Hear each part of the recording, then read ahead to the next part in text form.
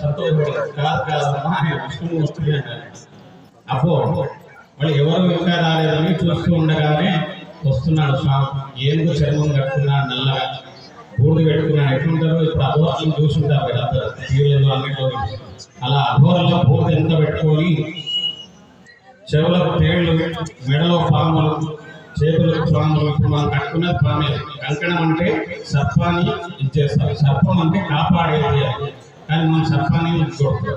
కాబట్టి అనంతానంత దేవేశాలు అలాంటి పరమేశ్వరుడు వస్తున్నాడు. వెనుక భూతాలు వస్తున్నాయి, విషాదాలు వస్తున్నాయి. ఇవన్నీ చూసి అప్పో ఈయన కాకుండా వచ్చాడు. కాదు నారదుడు అన్నా అంటే ఈయనే మా పరమేశ్వరుడు. అస్సలు అవుతాయి ఈ అల్లుడే అవుతున్నాడు అన్నీ.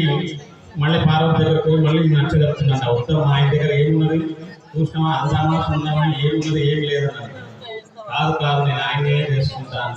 ఎందుకంటే అంటారు కదా, ఒకసారి మనం చూస్తే ఎవరు ఒకరి కళ్ళకి నచ్చింది, ఇంకొకరి కళ్ళకి నచ్చదు. అలా పార్వతికి నచ్చింది. సరే అనుకున్నారు. రాత్రంతా కూడా మేల్కొని ఆ పరమేశ్వరుని తీసుకొని వెళ్ళి రాత్రంతా ఉంచి ఉదయాన్నే లేచి పసుపు పెట్టి మంగళ స్నానం చేపిస్తాను కదా. అప్పుడు మంగళ స్నానం చేశారు. స్వామి ఎలా ఉన్నాడయ్యా?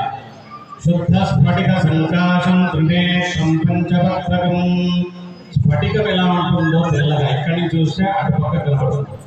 అలాంటి అంత స్ఫటికంలో తెల్లని కలర్లో ఉన్నాడ స్వామి. ఆయన అందం ఇంకెవ్వరికీ రాదు. పరమేశ్వరుని యొక్క అందము ఇంకెవ్వరికీ రాదు. కానీ ఏది మనం కోరుకుంటే అది ఇచ్చేస్తాం. అయ్యా ఈ పెళ్లి పాడు చేసుకో. పరమేశ్వరు అంటేనే అది ఆయన పుష్పం పెట్టి అందరికీ ఐశ్వర్యాన్ని ఇస్తారు. ఐశ్వర్యం ఈశ్వరాన్ని. కాబట్టి ఐశ్వర్యాన్ని మనకు ఇచ్చేవాడు ఎవరైనా పరమేశ్వరుడు. కాబట్టి అలాంటి పరమేశ్వరుని చూడగానే పొద్దున్నే చూసిందంటే అప్పుడు పార్వతి, ఆహా ఇంతటి అందగాడ అనుకున్నాడు. అలాంటి పరమేశ్వరుడు ఇక్కడ కూడా